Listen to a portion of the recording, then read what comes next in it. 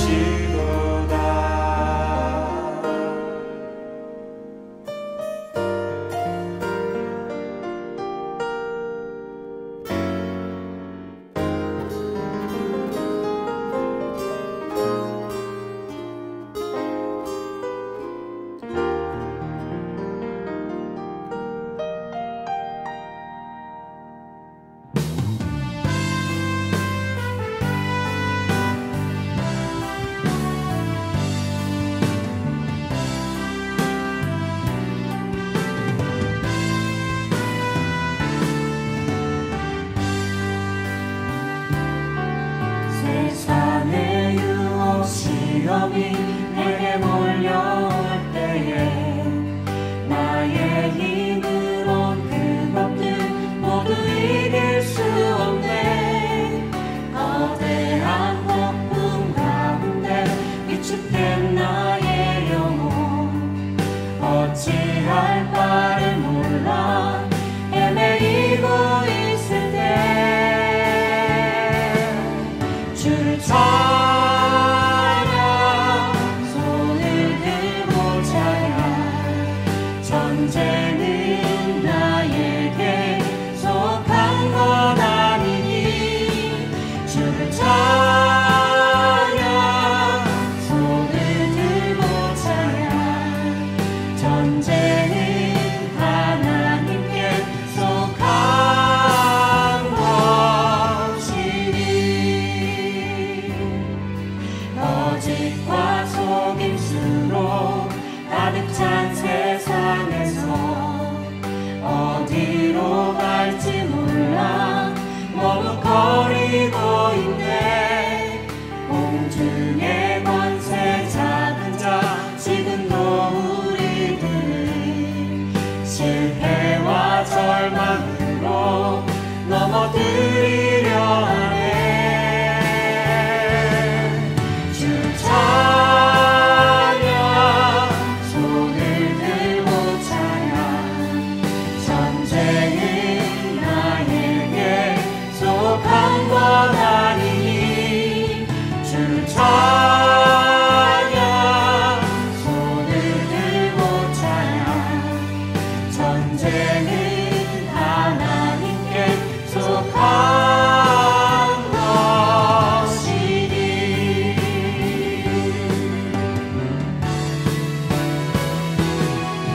주위를 둘러보며 아무도 없는 듯 믿음의 눈을 들며 보이는 분 계시네. 지금도 내 안에서 역사하고 계시는 사망과 어둠의 권세 물리치신 예수님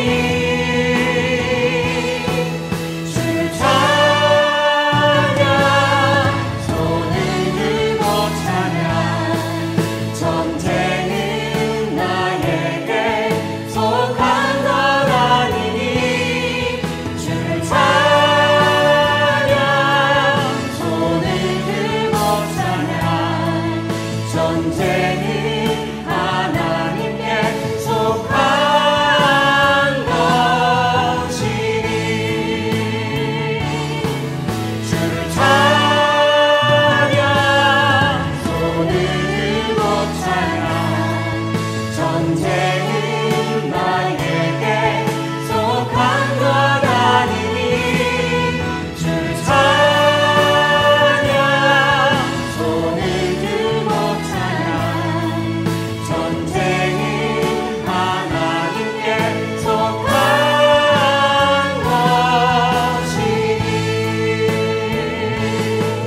전쟁은 하나님께 속한 것이니 전쟁은 하나님께 속한 것이니.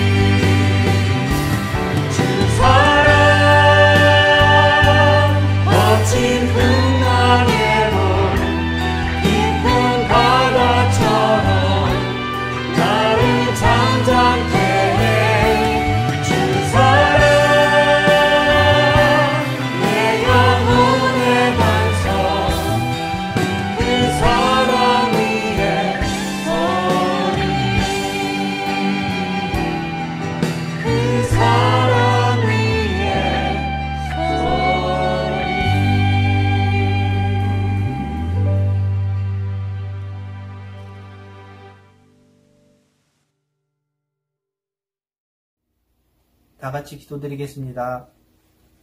은혜롭고 자비로우신 하나님, 오늘 이 시간 거룩하신 하나님을 예배하고자 주님의 자녀들이 이 자리에 모였습니다. 비록 성전에 모여 함께 예배를 드리지 못하지만 각자 모인 그곳에 주님이 함께하여 주심을 믿고 감사드립니다.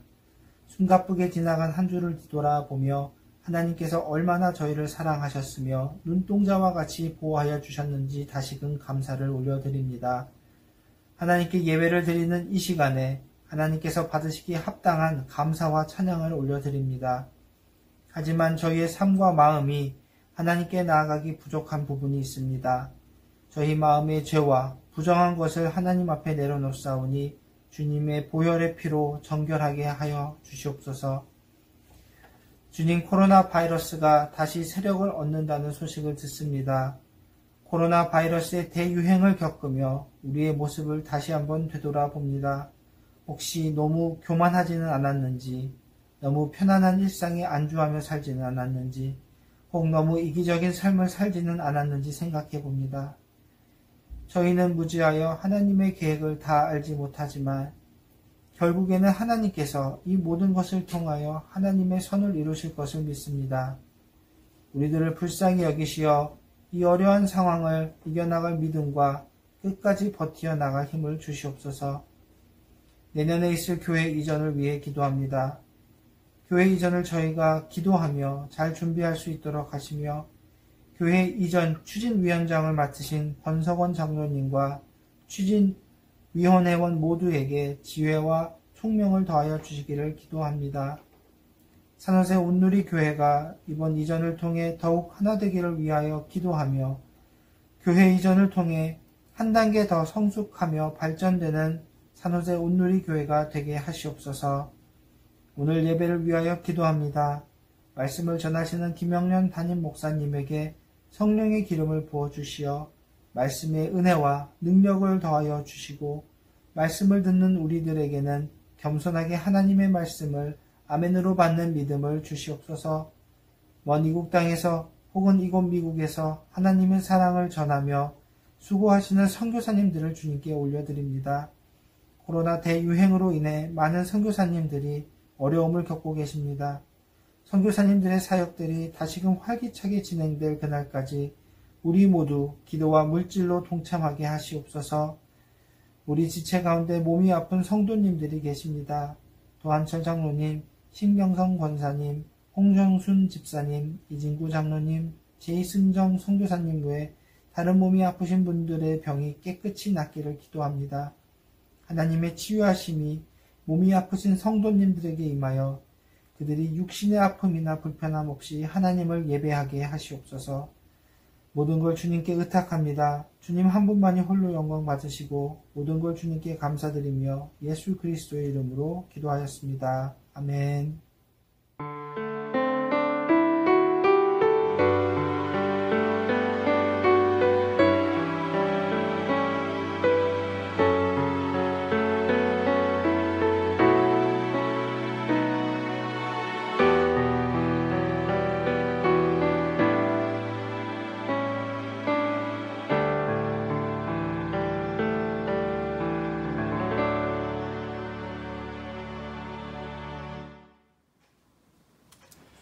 몇 가지 교회 소식 알려드리겠습니다.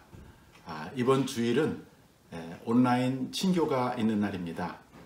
두 주일 전에 했던 것처럼 2부 예배 마치고 11시 50분경부터 혼별로 화상으로 친교해 주시기를 바랍니다. 목자들께서 줌으로 후원들을 초대해 주시고 또 같이 만나서 교제하시고 기도 제목도 나누시고 안부도 물으시고 같이 기도하시면 좋겠습니다. 우리 DL에 사랑의 손길 요청하는 부탁이 들어왔습니다. 코비드-19로 시국에서 일하는 DL 노동자들의 생계가 어려운 상황이라고 합니다. 또 시국에 와 있는 분들 결핵 등 질병으로 고통을 받고 있는데 약이 없어서 치료하지 못한다고 합니다. 또 DL에 있는 장애학교와 고아원 코비드-19 방호 물품이 필요한데 그 공급이 원활하지 않다고 합니다. 또 금년에 자연재해가 심해서 많은 주민들이 어려움을 겪고 있는데 도움의 손길이 필요합니다. 의지할 곳이 없는 이분들에게 따뜻한 사랑의 손길을 보내주시면 감사하겠습니다. 헌금하실 때 봉투에 하실 경우는 DL 헌금이라고 써주시고 체크나 봉투에 써주시고 또 온라인으로 하실 때도 노트에다가 제목에다가 DL 헌금이라고 써주시면 감사하겠습니다. 오늘 우리에게 주시는 말씀은 사도행전 9장 1절에서 9절입니다. 사도행전 9장 1절로 9절 말씀을 함께 봉독하시겠습니다. 사울이 주의 제자들에 대하여 여전히 위협과 살기가 등등하여 대제사장에게 가서 다메섹 여러 회당에 가져갈 공문을 청하니 이는 만일 그 도를 따르는 사람을 만나면 남녀를 막론하고 결박하여 예루살렘으로 잡아오려 함이라. 사울이 길을 가다가 다메섹에 가까이 이르더니 호련히 하늘로부터 빛이 그를 둘러 비추는지라. 땅에 엎드려져 들음에 소리가 있어 이르시되 사울아 사울아 내가 어찌하여 나를 박해하느냐 하시거늘 대답하되 주여 누구시니이까? 이르시되 나는 내가 박해하는 예수라. 너는 일어나 시내로 들어가라. 내가 행할 것을 내게 이를 자가 있느니라 하시니 같이 가던 사람들은 소리만 듣고 아무도 보지 못하여 말을 못하고 서 있더라. 사울이 땅에서 일어나 눈은 떴으나 아무것도 보지 못하고 사람의 손에 끌려 다메섹으로 들어가서 사흘 동안 보지 못하고 먹지도 마시지도 아니하니라. 사람은 변할 수 있을까요? 중요한 질문이지요. 과연 사람이 변하는가? 어떤 사람은 절대로 안 변해 이렇게 주장하는 사람도 있고요. 사람이 그래도 변할 수 있어 라고 믿는 사람도 있습니다. 실제로 변화된 사람들이 있습니다. 기독교 역사에서 가장 드라마틱하게 변한 사람이 하나 있는데 바로 신약 성경에 나오는 예수님 다음으로 중요한 인물이죠. 바로 사도 바울입니다.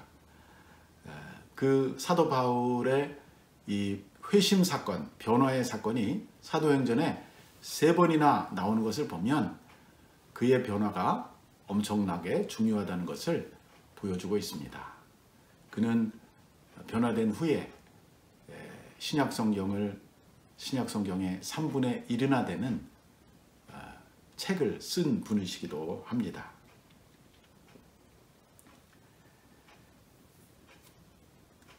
도대체 이 바울이라는 사람은 어떻게 그렇게 변화가 되었는가? 또 변화되기 전에 그의 모습, 그리고 그 사람은 어떤 사람이며 또 어떻게 변화가 가능했는가? 그것을 한번 오늘 본문을 통해서 살펴보고자 합니다. 이 사울, 그 사람의 본명은 사울인데요. 이 사울의 변화 사건이 또한 오늘 우리의 사건이 될 수 있다는 사실을 기억하시기 바랍니다. 저는 본문에서 3가지 중요한 점을 찾아보았습니다. 첫째, 이 사울은 기독교를 심하게 반대하던 사람이었습니다. 이것은 어떤 의미가 있냐면요. 불가능해 보이는 사람도 변화될 수 있다 하는 점입니다. 저 사람은 도저히 안 돼. 그런 사람도 변화될 수 있다는 것을 보여줍니다. 이런 말이 있습니다. 극과 극은 통한다. 아주 심하게 반대하는 사람이 어떤 주장이나 어떤 주의를 심하게 반대하는 사람이 변하면 아주 적극적으로 옹호하는 사람이 될 수 있다. 그런 얘기입니다. 기독교에 관해서 바로 이 사울이 그런 사람이었습니다. 이 사람은 원래 유대교의 정통 엘리트 학자였습니다. 그 당시 유대교를 이끌어갈 수 있는 미래가 전망이 보이는 프로스펙티브 리더 중에 하나였습니다. 다음 세대를 책임질 유대교의 학자였다는 것이죠. 바울이 스스로 자신에 대해서, 자신의 과거에 대해서 이렇게 설명하는 부분이 빌립보서 3장 5절과 6절에서 나오는데 저랑 같이 한번 읽어보세요. 나는 8일 만에 할례를 받고 이스라엘 족속이요 베냐민 지파요 히브리인 중에 히브리인이요 율법으로는 바리새인이요 열심으로는 교회를 박해하고 율법의 의로는 흠이 없는 자라.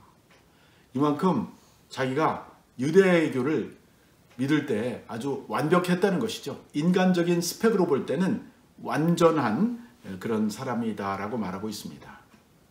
그랬기 때문에 스데반이 모세나 성전보다 메시아이신 예수 그리스도가 더 중요하다라는 설교를 했을 때 이 사울은 이를 갈면서 그를 죽이려고 하는 동료 유대교인과 함께 스데반을 죽이는 일에 앞장섰습니다. 그것이 바로 사도행전 7장에 나오고요. 거기 보면은 7장 끝에 가보면은 그가 증인들의 옷을 맡아주었다라고 말하는데 그 증인들은 바로 스데반이 죽어 마땅하다고 하는 것을 맹세한 사람들이고 그 사람에게 첫 돌을 던진 사람들입니다. 그러니까 스데반을 처형하는 일종의 종교적인 처형이었거든요.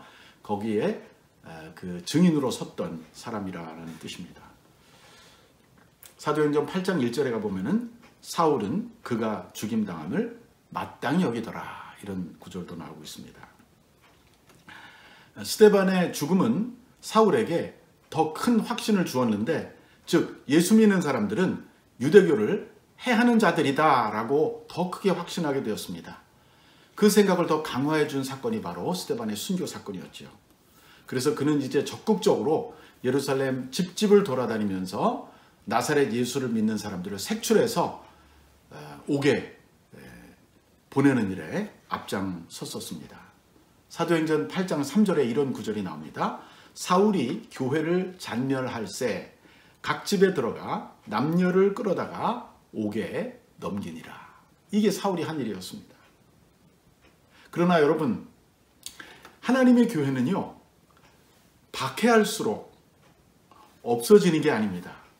교회를 핍박하고 교회의 불을 끄면 없어질 것 같은데 사실은 숫자적으로는 줄어들지만 더 강해집니다. 더 뜨거워집니다. 더 신앙이 순수해집니다. 이제는 사느냐 죽느냐가 걸린 결단을 가지고 믿게 되기 때문입니다. 어떻게 보면 박해는 마치 용광로와 같아서 찌꺼기, 가짜 신자들은 다 떨어져 나가는 것이죠. 그래서 숫자는 줄어들지만 농도는 더 짙어진다는 얘기입니다. 스데반의 순교 때문에 큰 박해가 일어나게 됩니다. 하나의 어떤 광풍이 마치 불어든 것처럼. 그래서 성경에 보면 사도들을 제외하고 대부분의 제자가 다 주변으로 흩어졌다라고 말합니다. 사울은 먼저 예루살렘 안에 있는 그리스도인들을 박해하고 이제 그것도 모자라서 주변 도시까지 찾아가서 그 제자들을 없애버리려고 생각하고 있습니다. 오늘 본문 1절, 2절을 다시 한번 읽겠습니다. 사울이 주의 제자들에 대하여 여전히 위협과 살기가 등등하여 대제사장에게 가서 다메섹 여러 회당에 가져갈 공문을 청하니 이는 만일 그 도를 따르는 사람을 만나면 남녀를 막론하고 결박하여 예루살렘으로 잡아오려 함이라. 그가 한 번 기독교에 대하여 가진 증오와 미움은 식을 줄을 몰랐고 점점 더 심해집니다. 그래서 이제는 대제사장한테 가서 다른 도시, 즉 다메섹이라는 도시까지 가서 거기에 있는 기독교인들을 체포하고 데려올 수 있는 법적 권한, 일종의 체포 영장을 청구한 것입니다. 유대교는 그 당시만 하더라도 종교와 이 정치가 재정이 일치된 그런 소사이어티이기 때문에 물론 살인범이나 물론 이런 아주 사형수 같은 거는 로마가 관장을 하지만 종교적인 법에 대해서만큼은 대제사장에게 권한을 인정해 줬던 것이죠. 그래서 대제사장이 체포영장을 주면 가서 그 나사렛 이단들을 잡아올 수 있었던 것입니다. 이렇게 사울은 유대교에 대한 열심이 이 나사렛 교도들에 대한 박해로 이어졌던 것이죠. 이것이 바로 변화되기 전에, 거듭나기 전에 사울의 모습이었습니다. 자, 두 번째 포인트. 오늘 본문에서 나타나는 두 번째 포인트는 이와 같은 이 사울에게 주님이 직접 나타나셨다라는 사실입니다.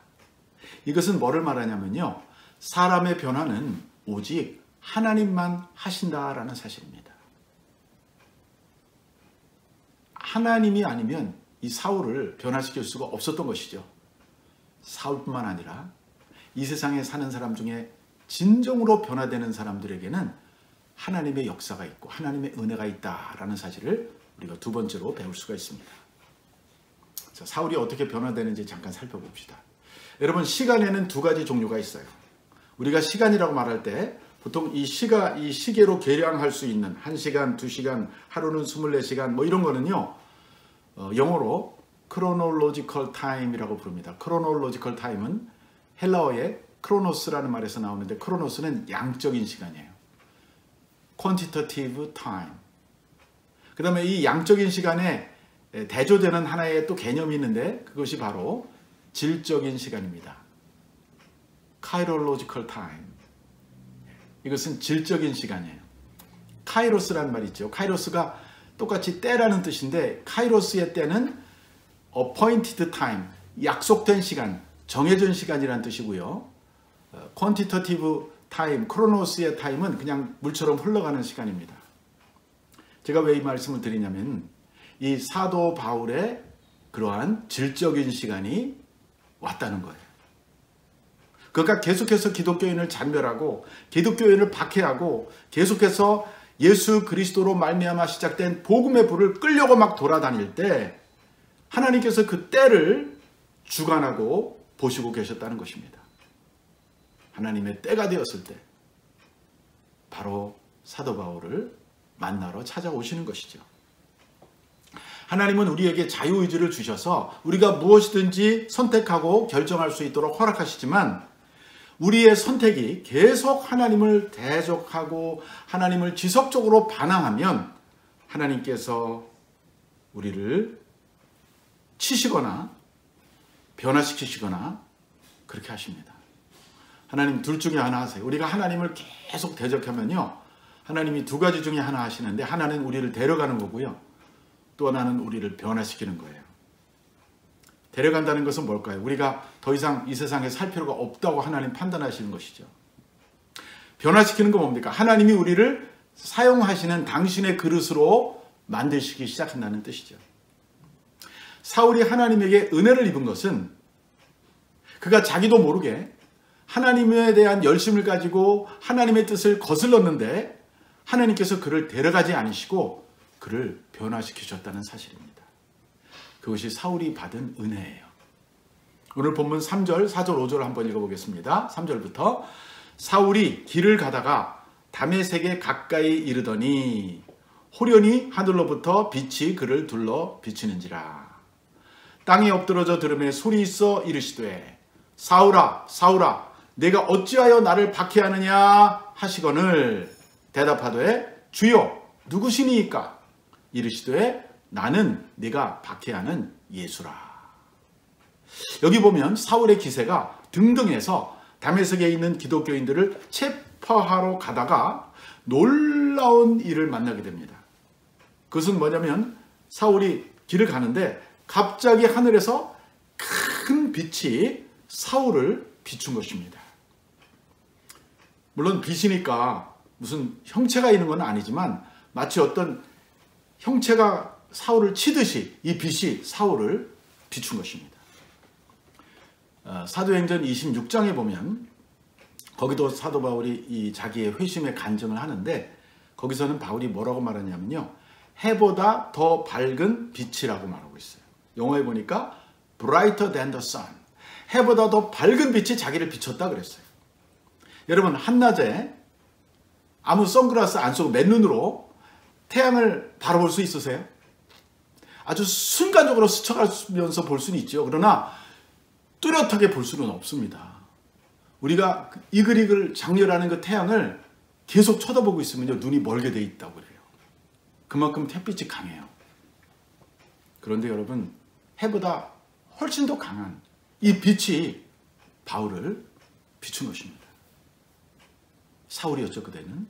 사울이 땅에 엎드러집니다. 엎드러지고 있는데 소리가 들리는 거예요, 귀에. 사울아 사울아 내가 어찌하여 나를 핍박하느냐. 아니 자기 이름을 부르면서 내가 왜 나를 핍박하느냐라고 질문하는 거예요. 사울이 그 소리를 듣고 자기도 모르게 대답을 합니다. 주여 누구십니까? 여기서 이 주여라는 말은요, 히브리 사람들에게, 유대인들에게는요, 하나님을 부르는 단어예요. 주여라는 말은 주여. 아니면 높은 사람, 존경하는 사람을 부를 때도 물론 쓰죠. 그러니까 이 순간 주여 누구십니까 하니까 아직 그분이 하나님인 것까지는 모르고 그냥 엄청난 분으로 생각하면서 주여. 그런데 누군지 모르는 거예요. 그래서 누구십니까? 라고 물어본 것입니다. 그때 그 음성이 대답을 합니다. 나는 내가 핍박하는 예수다. 내가 박해하는 예수다.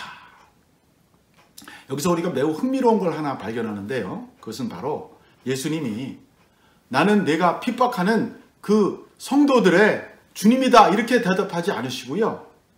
나는 내가 핍박하는 예수다 이렇게 말씀하셨어요. 그러니까 사울이 그 많은 성도들을 핍박했는데 예수님이 그들을 핍박한 것은 나를 핍박한 것이다 라고 말한 것이죠. 여러분, 신약 성경에서 우리가 교회를 흔히 예수님의 몸이라고 부릅니다. 바울이 특별히 그렇게 불렀어요. 교회는 그의 몸이니 만물 안에서 만물을 충만케 하시는 이의 충만함이니라. 예수님이 교회의 교세, 교회의 머리시고 그 몸이 바로 예수님의 몸이 바로 교회예요. 그래서 그 몸에는 많은 지체들이 있습니다. 그래서 우리를 지체라고 불러요. Every single Christian, 우리 모든 한 사람 한 사람이 바로 예수님의 몸의 일부라는 것입니다. 그리고 우리가 다 합쳐지면 우리는 바로 예수님의 몸된 교회가 되는 거예요. 그러니까 성도를 박해하는 것은 예수님을 박해하는 것이고 곧 교회를 박해하는 것이었습니다. 여기서 우리가 또 교회에 대해서 생각해 보지 않을 수 없습니다. 우리가 교회에 대해서 결코 낮은 생각을 가져서는 안 됩니다. 교회를 낮게 생각하면 안 된다는 말이에요. 그 말은 교회를 쉽게 생각해서는 안 된다는 뜻이에요. 그 말은 교회를 내가 원하는 마음대로 함부로 대해서는 안 된다는 뜻입니다. 교회는 세상이 갖고 있는 힘이 없습니다. 교회가 돈이 많은 것도 아니고, 교회가 무슨 권력을 가진 것도 아니고, 교회가 무슨 군대가 있는 것도 아니고, 교회가 무슨 어떤 세큘러한 그러한 파워를 가진 게 전혀 아니죠. 교회는 정말 약해서 누가 짓밟으면 짓밟히는 그런 오히려 연약한 존재예요. 그렇지만 그 교회가 바로 예수님의 이 세상에서의 현존이라는 사실입니다. 그래서 세상에 어떤 것도 교회를 이길 수가 없어요. 여기 하나의 역설이 나오는데, 교회는 가장 약하지만 동시에 가장 강해요. 영적으로. 그래서 아무도 교회를 이길 수가 없어요. 음부의 권세도 교회를 이길 수 없어요. 이게 교회의 신비한 모습입니다. 그래서 우리가 믿음이 깊어질수록, 믿음이 성숙한 사람일수록 교회를 존중하게 되어 있어요. 교회를 소중히 여기게 되어 있어요. 교회에 대해서 함부로 말하고, 교회를 쉽게 비난하고, 교회를 아무것도 아닌 것으로 생각하는 사람은요, 나는 신앙이 없거나 나는 아주 초신자라고 고백하는 것하고 똑같은 것입니다. 여러분들이 정말 하나님을 믿고 예수님을 정말 믿고 예수님의 그 몸된 교회를 사랑하신다면 교회를 소중히 여기셔야 돼요. 교회에 대해서 함부로 행동하면 안 됩니다. 교회 안에 있는 우리도 교회를 소중히 여겨야 돼요. 교회가 어려울 때, 교회를 쉽게 비판할 만한 환경에 처해졌을 때 우리는 오히려 교회를 보호하고 교회의 거룩함과 교회의 질서를 세우는 일에 우리가 참여해야 되는 것입니다. 여기서 중요한 것은 예수님이 교회와 자신을 동일시하셨고 성도들과 자신을 동일시하셨다는 점이에요. 그래서 이 교회를 박해하는 것, 신자들을 박해하는 것은 곧 예수님이 자신을 박해하는 것으로 생각하신다는 사실입니다.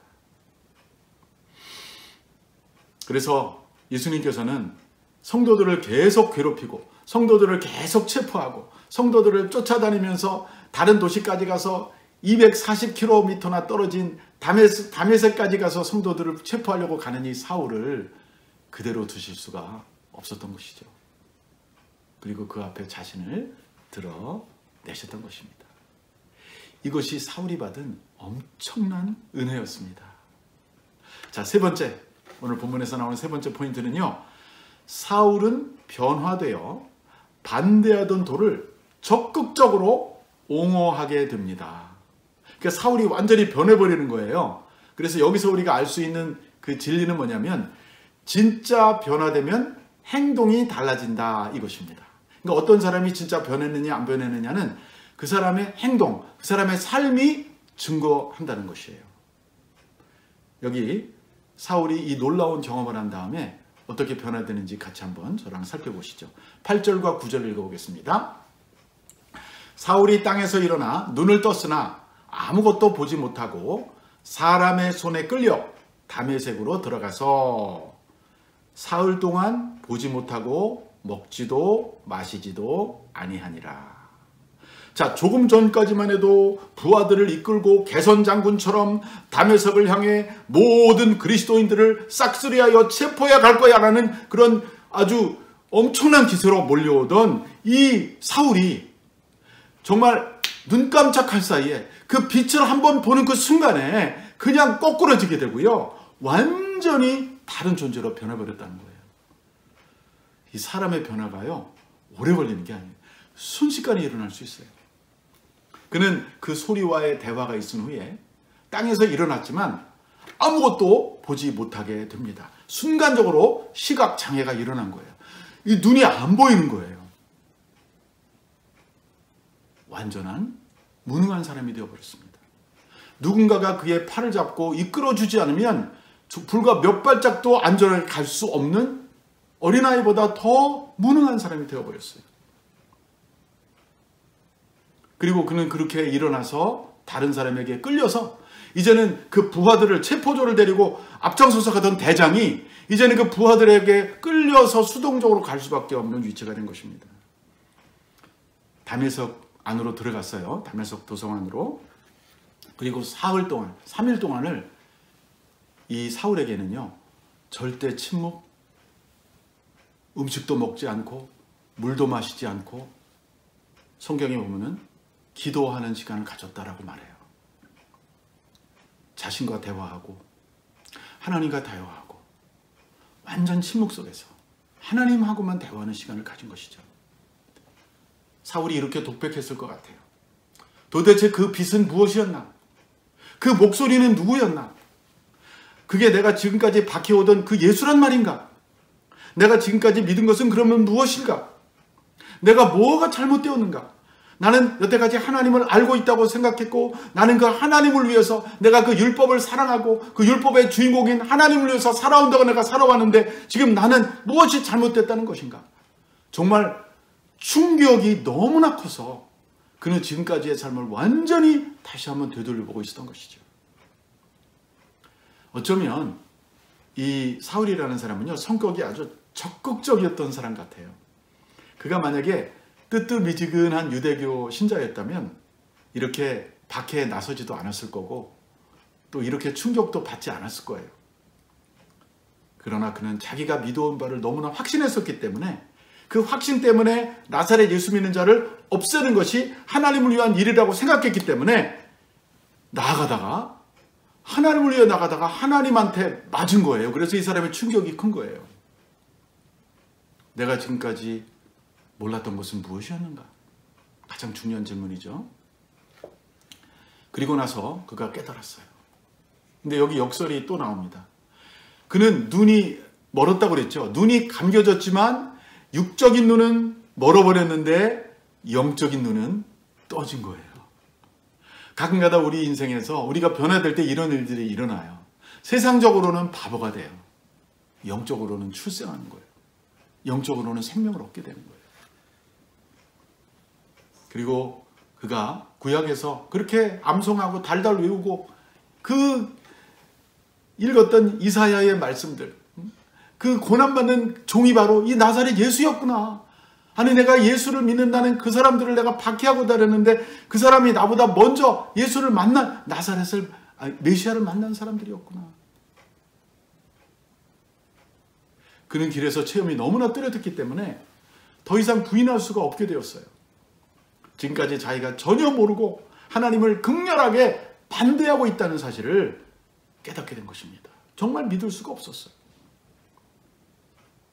그리고 내가 그토록 미워하고 이 땅에서 그 존재를 없애버리려고 했던 그 사람들이 나보다 영적으로 앞선 사람이구나 하는 것을 인정하게 된 것입니다.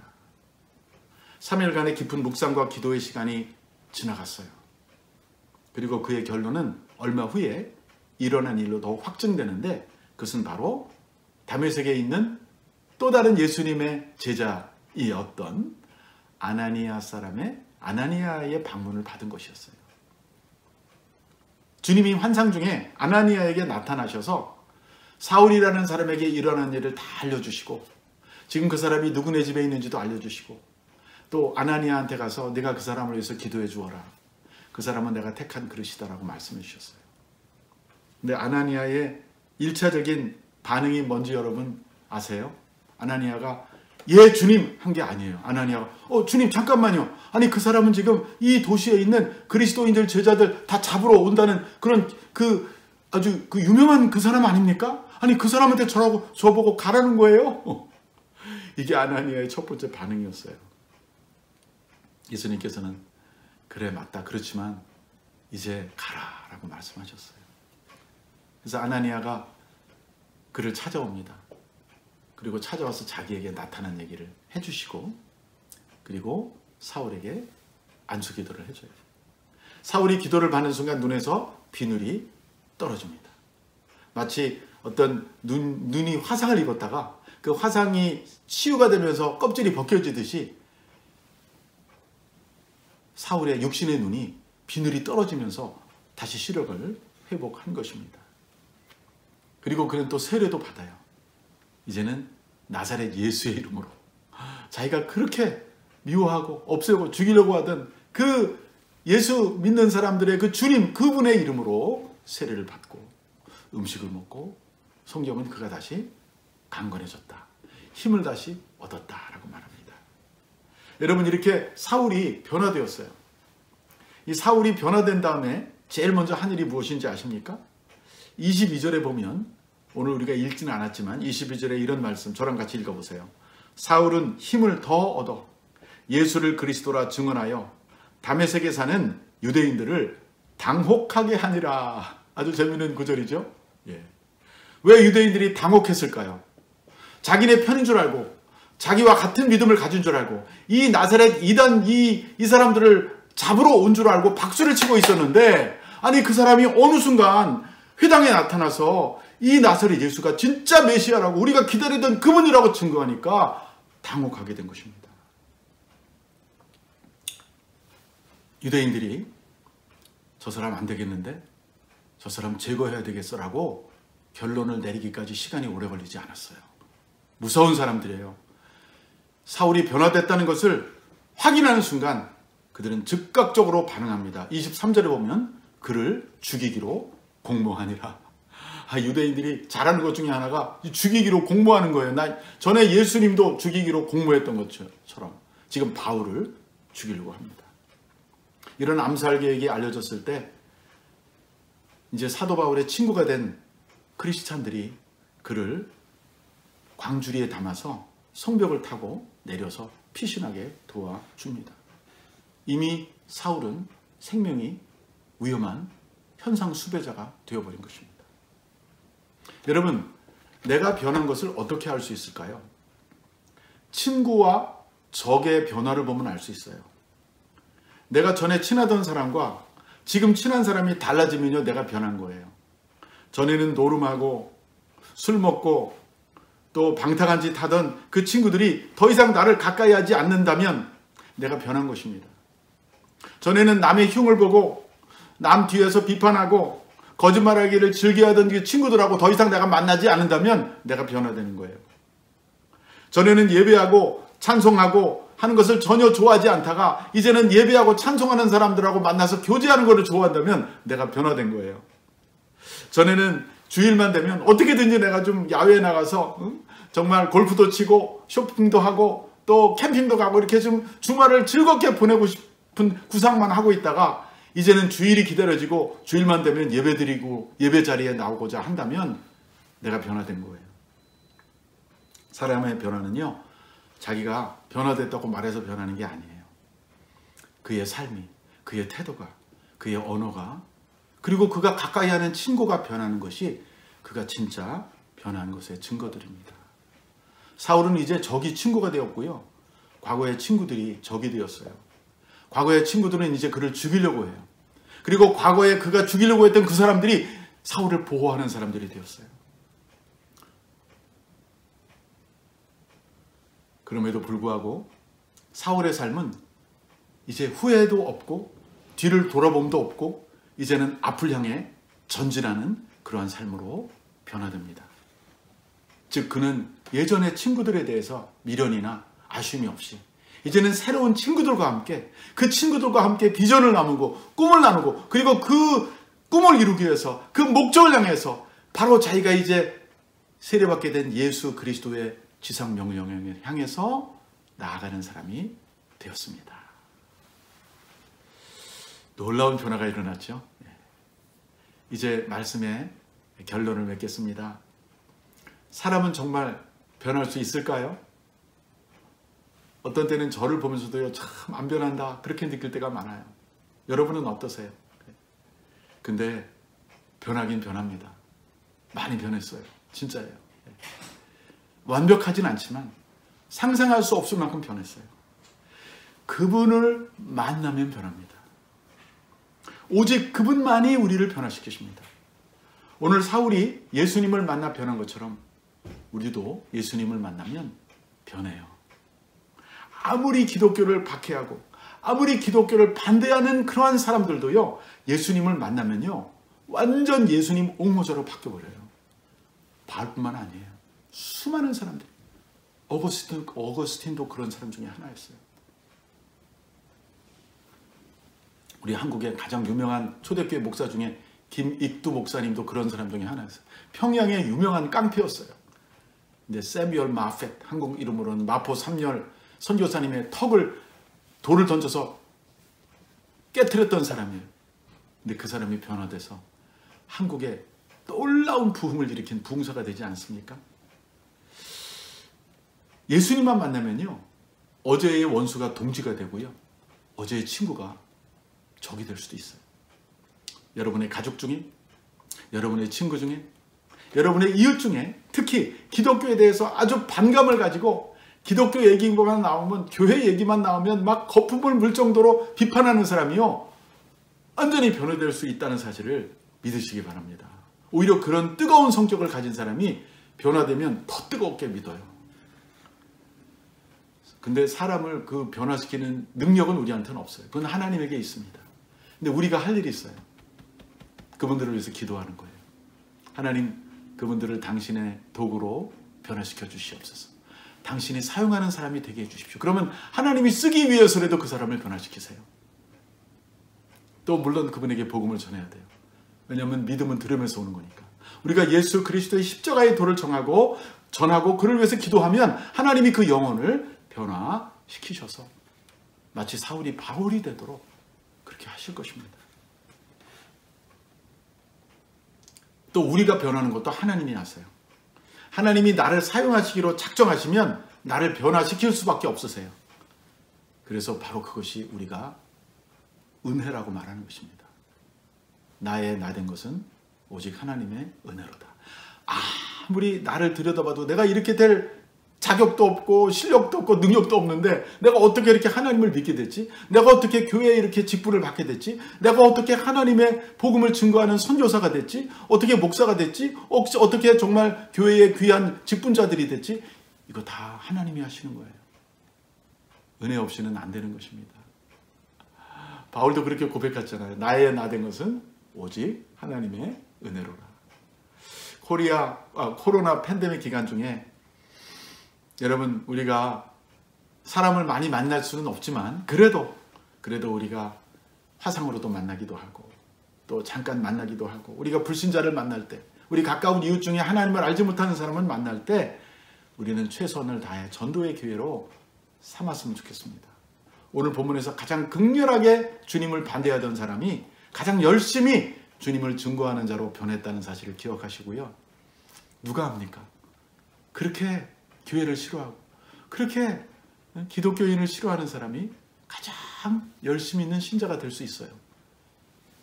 바울처럼 우리가 믿지 않은 사람들에게, 가족들에게 예수님을 증거하고 복음을 증거하고 십자가의 도를 증거하는 여러분과 제가 될 수 있기를 주님의 이름으로 축원합니다. 기도하겠습니다. 은혜의 주님, 우리가 오늘 주님을 만나고 주님을 믿게 된 것은 전적으로 주님의 은혜입니다. 우리가 할 일은 반역뿐이었지만 우리를 긍휼히 여기사 복음을 듣게 하시고 성령으로 거듭나게 하셔서 주님의 제자가 되게 하심을 감사합니다. 이제 이 복음을 우리 친족들에게, 이웃들에게도 전하게 하시고 주님을 증거하는 증인의 삶을 살 수 있도록 도와주시옵소서. 하루하루 은혜 없이 살 수 없음을 고백드리며 우리를 위해 십자가에 돌아가신 우리 주 예수 그리스도의 이름으로 기도하옵나이다. 아멘. 자, 이제 마지막 찬송, 은혜 없이는 살아갈 수 없네. 우리 고백하는 마음으로 하나님께 찬송 올려드리겠습니다.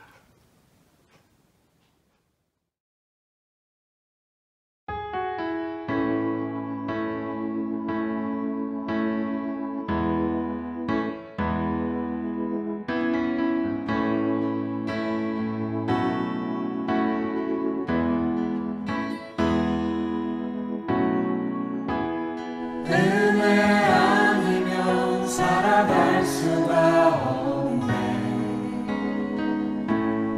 호흡마저도 다 주의 것이니 세상 평안과 위로 내게 없어도 예수, 오직 예수뿐이네.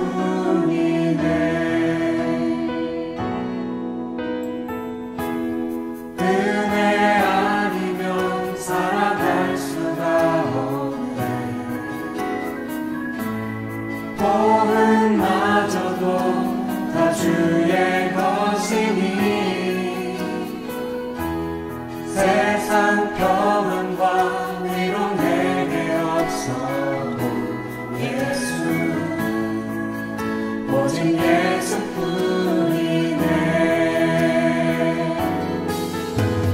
그 신계를 다 볼 수도 없고 다른 고난에 지쳐도 주께 묻기 나의 모든 삶 버티고 견디게 하시네.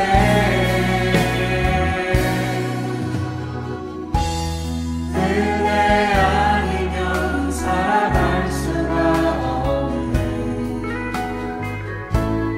나의 모든 것 다 주께 맡기니 참된 평안과 위로 내게 주신 주 예수, 오직 예수뿐이네.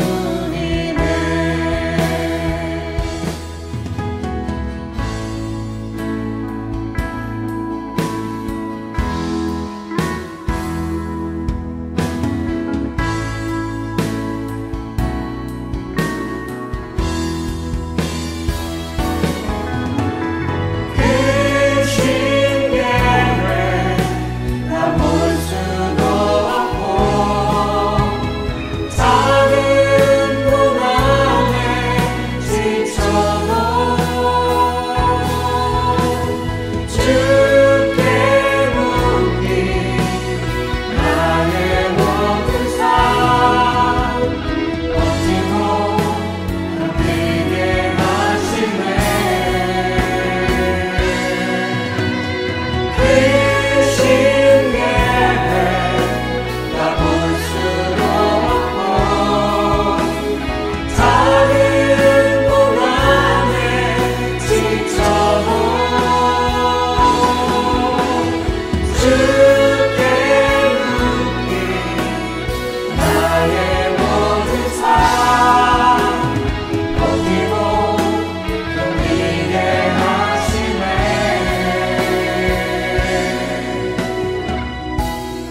은혜 아니면 살아갈 수가 없네.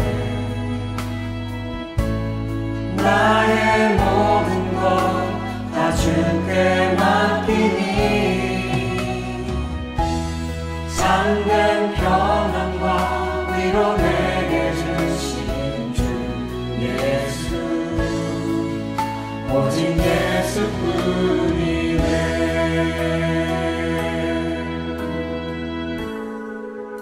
오직 예수뿐이네.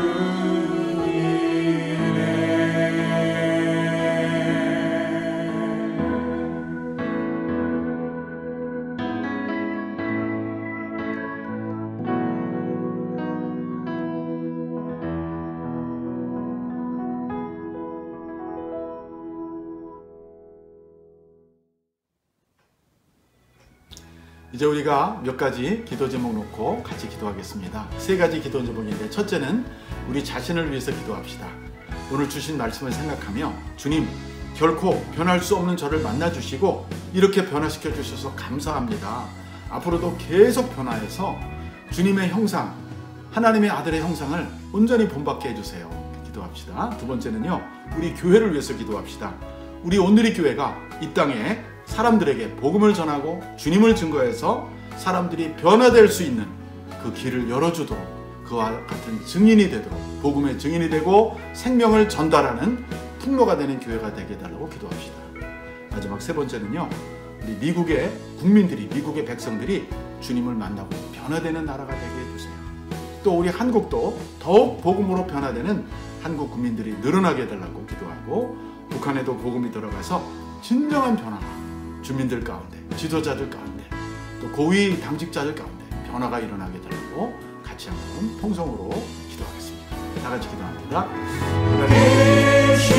결코 변화할 수 없었던 저를 깨뜨려 주시고 말씀으로 만들어주시고 성령으로 저를 온전히 주님을 닮아가는 제가 되게 해주시옵소서.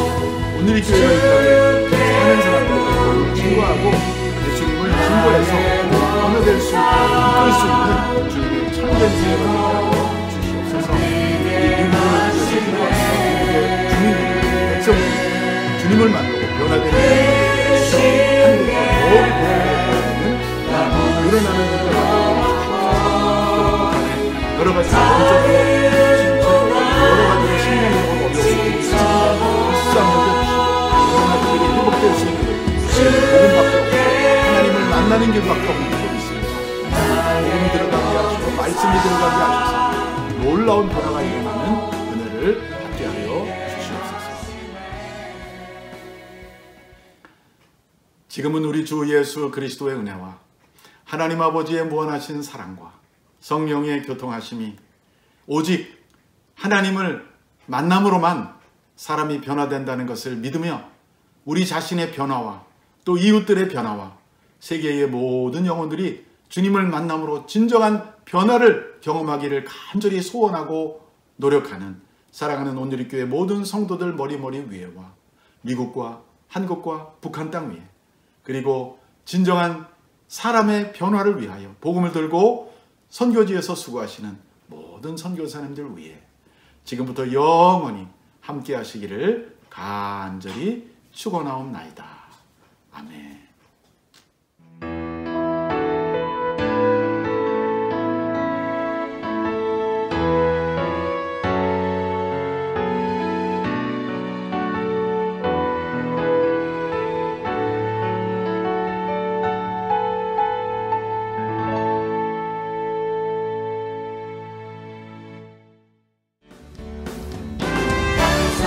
찬양 드리며 주 앞에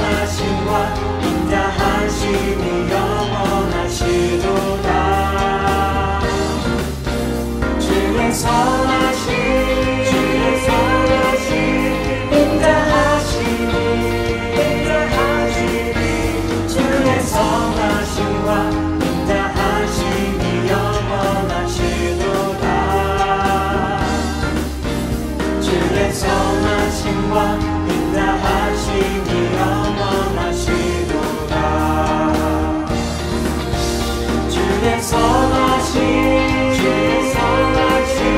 인자하심이 주의 선하심과 인자하심이 영원하시도다. 주의 선하심 인자하심이 주의 선하심과 인자하심이 영원하시도다. 주의 선하심과 인자하심이 영원하시도다. 주의 선하심과 인자하심이 영원하시도다.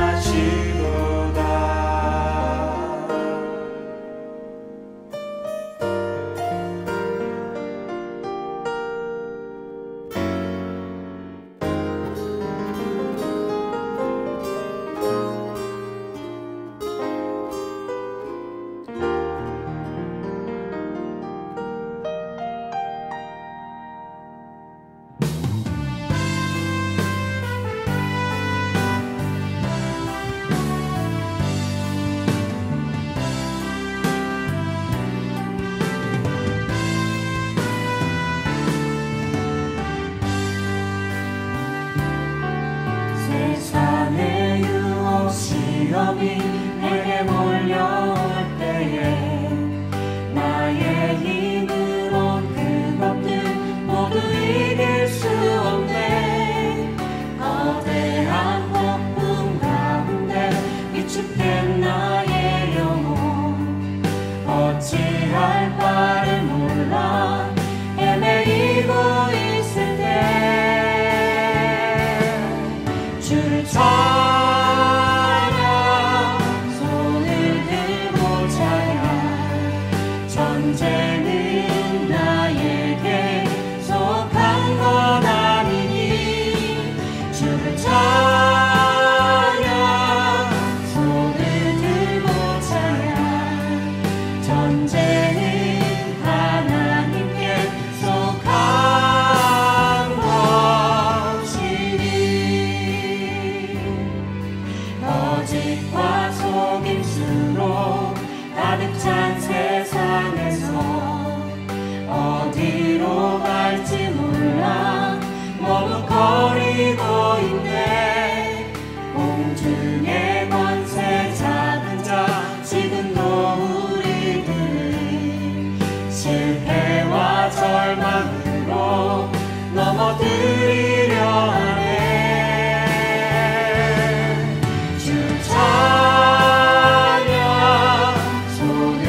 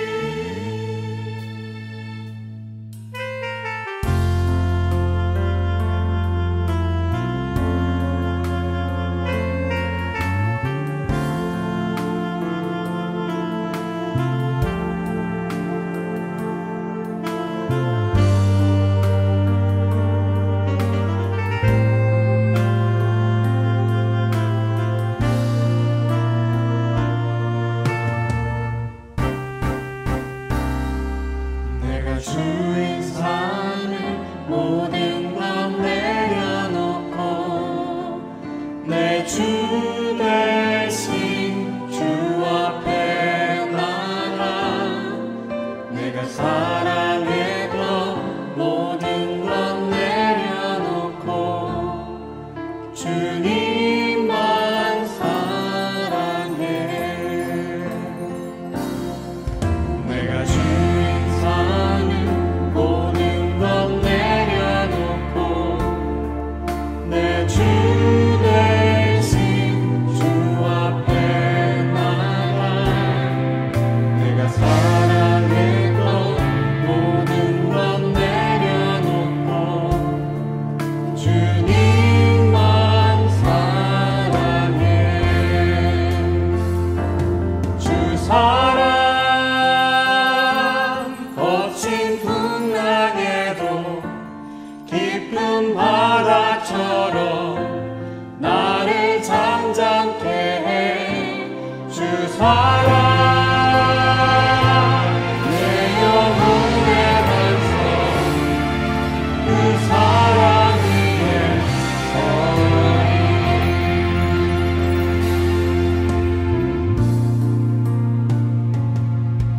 내가 주